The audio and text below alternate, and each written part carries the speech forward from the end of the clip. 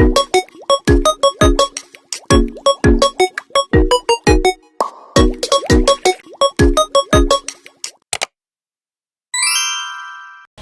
Silva Fitria, dengan ujung NIM 100 akan membahas materi yang pertama, yaitu tentang konsep bisnis digital. Bisnis digital merupakan pergeseran dari model tradisional menuju pemanfaatan teknologi dalam semua aspek organisasi, mulai dari produksi, distribusi, pemasaran, hingga hubungan pelanggan, di mana teknologi digital menjadi inti dalam proses penciptaan, penyampaian, dan penangkapan nilai dalam ekosistem bisnis. Atau dengan kata lain, bisnis digital merupakan cara baru perusahaan dalam menjalankan aktivitas usahanya. Nah, di dalam konsep bisnis digital ini terdapat beberapa elemen penting, yaitu yang pertama, era industri 4.0 dan teknologi canggih. Maksudnya, adanya pemanfaatan AI, IoT, atau bahkan Big Data untuk mengambil keputusan berdasarkan data atau bahkan memprediksi kebutuhan konsumen. Yang kedua, ada ekosistem kolaboratif, di mana perusahaan misalnya mengintegrasikan manajemen bisnis dengan teknologi e-commerce. Yang ketiga, ada transformasi nilai dan inovasi, misalnya dalam industri otomotif yang beralih dari menjual mobil ke penyedia layanan mobilitas. Yang keempat, ada bisnis intelijen, yaitu data diolah untuk mendukung pengambilan keputusan. Dan yang kelima, ada nilai tambah bagi konsumen, yaitu ketika konsumen memperoleh kemudahan dalam mengakses produk dan layanan kapan saja melalui platform digital. Selanjutnya, pada konsep bisnis digital juga terdapat prinsip bisnis digital, di mana menekankan pemanfaatan teknologi secara strategis untuk menciptakan nilai, meningkatkan efisiensi, dan menjaga keamanan data sambil tetap responsif terhadap perubahan pasar. Tapi harus terus berjalan efektif agar proses bisnis ini lebih cepat sekaligus menjaga keamanan dan keandalan data.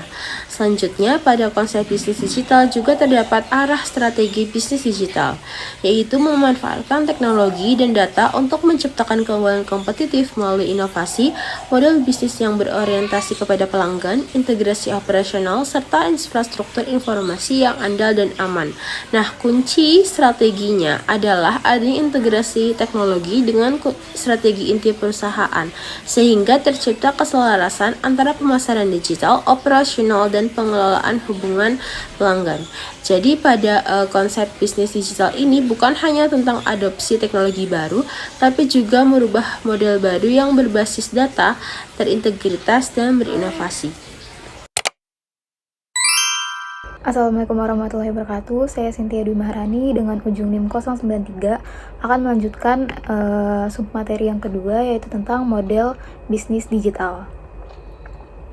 Oke, baik. Model bisnis digital merupakan pola dasar yang menjelaskan bagaimana sebuah organisasi menciptakan, menyampaikan, dan menangkap nilai dengan memanfaatkan teknologi digital.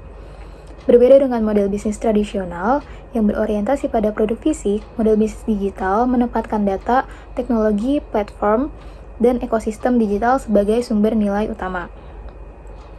Melalui model bisnis digital, perusahaan dapat mengoptimalkan pemanfaatan teknologi dan data untuk menciptakan proposisi nilai baru, meningkatkan efisiensi operasional, memperluas jangkauan pasar, serta memperkuat hubungan dengan pelanggan. Oleh karena itu, model ini menjadi kunci dalam transformasi bisnis karena memungkinkan perusahaan untuk menggabungkan teknologi dan inovasi dalam menciptakan proposisi nilai baru bagi pelanggan. Oke, baik, selanjutnya adalah tentang karakteristik model bisnis digital. Model bisnis digital ini memiliki beberapa karakteristik yang membedakannya dari model bisnis tradisional. Yang pertama adalah proposisi nilai digital, yaitu nilai unik yang ditawarkan kepada pelanggan melalui layanan berbasis teknologi digital seperti personalisasi layanan atau kemudahan akses. Lalu yang kedua, sumber daya digital, yakni penggunaan teknologi, data, dan platform sebagai aset inti yang menjadi dasar inovasi perusahaan.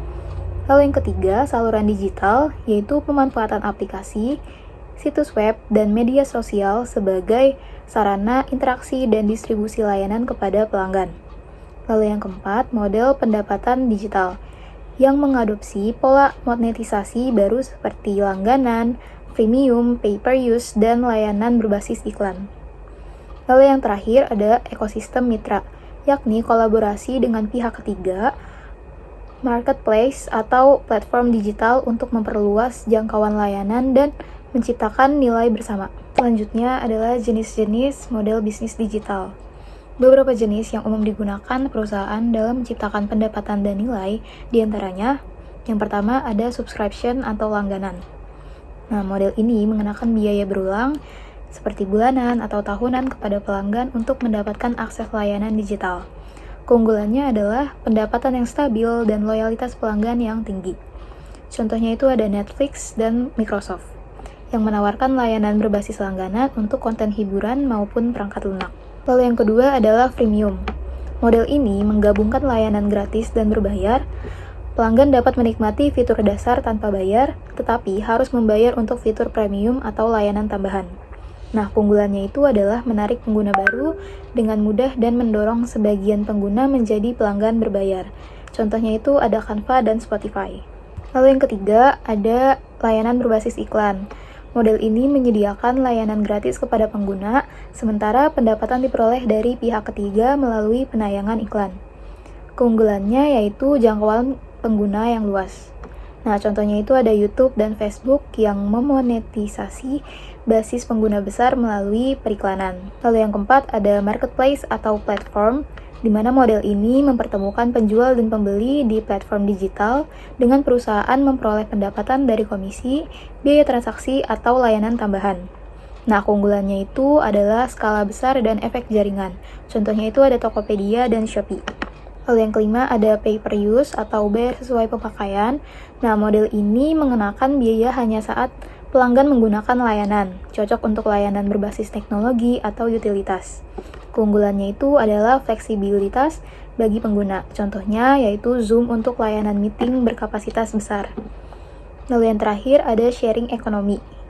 Nah, model ini mengandalkan kontribusi atau partisipasi pengguna, individu maupun mitra untuk menyediakan aset atau layanan yang kemudian difasilitasi oleh platform digital.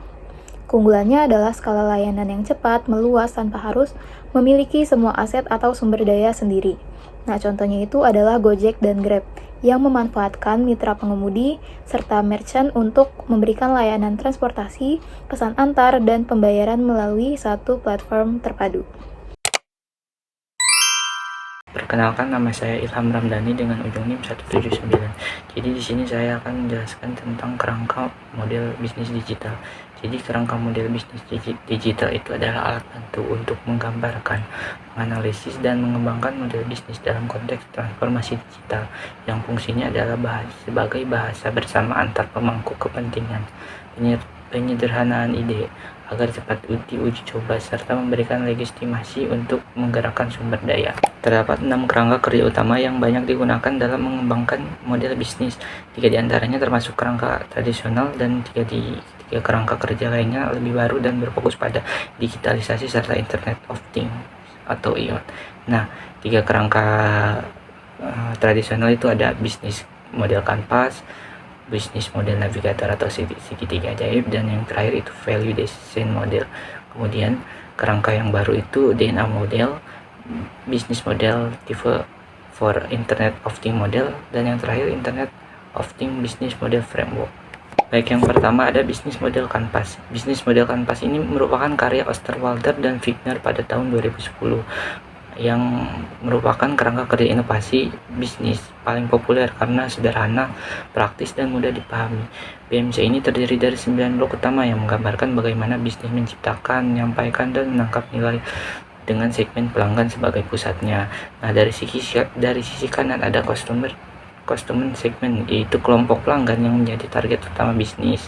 Yang kedua itu ada value proposition yang menjelaskan manfaat, solusi, atau nilai unik yang ditawarkan bisnis kepada pelanggan untuk menjawab kebutuhan mereka. Terus yang ketiga ada channel, yang merupakan jalur distribusi dan komunikasi yang digunakan perusahaan untuk menyampaikan produk atau jasa kepada pelanggan, baik secara langsung maupun tidak langsung. Terus yang keempat ada customer relationship yang menjelaskan bentuk hubungan yang dibangun perusahaan dengan pelanggan, misalnya melalui layanan personal, layanan mandiri, dan komunitas. Terus yang kelima ada revenue stream, yaitu arus pendapatan yang diperoleh dari setiap segmen pelanggan, baik melalui penjualan langsung, biaya pelanggan, iklan sewa lisensi maupun model freemium. Terus dari sisi kiri ini berfokus pada operasional atau menekankan efisiensi, yang mana di sisi kiri ini ada key research, yakni sumber daya utama yang diperlukan untuk menjalankan model bisnis baik berupa fisik, intelektual, manusia maupun finansial. Terus ada key activities yang mencakup aktivitas inti yang harus dilakukan perusahaan untuk menghasilkan proposisi nilai, menjangkau pasar, dan mempertahankan hubungan dengan pelanggan. Terus selanjutnya ada key partnership, yaitu mitra utama yang membantu perusahaan menjalankan bisnisnya baik berupa pemasok, aliansi strategi, atau kolaborasi dengan kompetitor untuk mencapai efisiensi dan mengurangi risiko. Terus yang terakhir ada cost struktur yang menggambarkan seluruh biaya yang timbul dalam menjalankan model bisnis, termasuk biaya tetap, biaya variabel, dan skala ekonomi maupun ruang lingkup ekonomi. Dengan 9 blok ini, bisnis model Kanvas memberikan gambaran yang jelas mengenai bagaimana sebuah bisnis beroperasi secara menyeluruh. Selanjutnya ada bisnis model navigator segitiga ajaib. Jadi segitiga ajaib ini diperkenalkan oleh Gasmin dan rekan-rekan pada tahun 2014, yang menekankan bahwa setiap model bisnis pada dasarnya dibangun pada 4 elemen inti. Yang pertama itu siapa sih pelanggan yang akan menjadi target, yang kedua itu what, apa sih proposisi nilai yang ditawarkan, terus yang ketiga ada how, bagaimana nilai tersebut diciptakan melalui proses, aktivitas, sumber daya, terus yang terakhir ada value, nilai atau pendapatan yang dihasilkan. Nah, keempatan dimensi ini dipandang sebagai persyaratan minimum untuk membangun suatu model bisnis. Lalu selanjutnya ada value design model. Jadi value design model ini dikemukakan oleh Westerland dan rekan-rekan pada tahun 2014, yang merupakan kerangka konseptual dengan pendekatan holistik untuk memetakan peserta dan interaksi mereka dalam menciptakan nilai melalui model bisnis. Kerangka ini terdiri atas 4 blok utama yang saling berinteraksi. Yang pertama itu value driver, yang mencakup motivasi individu maupun kolektif bagi aktor untuk bergabung dan berkontribusi dalam ekosistem. Terus yang kedua ada value nodes, yang merujuk pada para aktor atau simpul dalam ekosistem beserta hubungan di antara mereka yang menghasilkan nilai.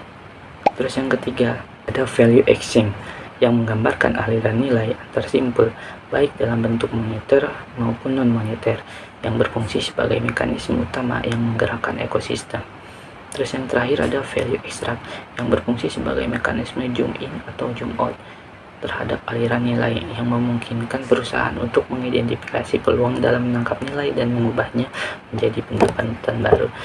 Nah, dengan demikian model ini membantu perusahaan melihat secara menyeluruh bagaimana nilai diciptakan, ditukar, diekstraksi dalam suatu jaringan ekosistem, serta mendorong pergerakan dari model bisnis berorientasi vendor menuju model bisnis berbasis jaringan. Lalu selanjutnya ada DNA model.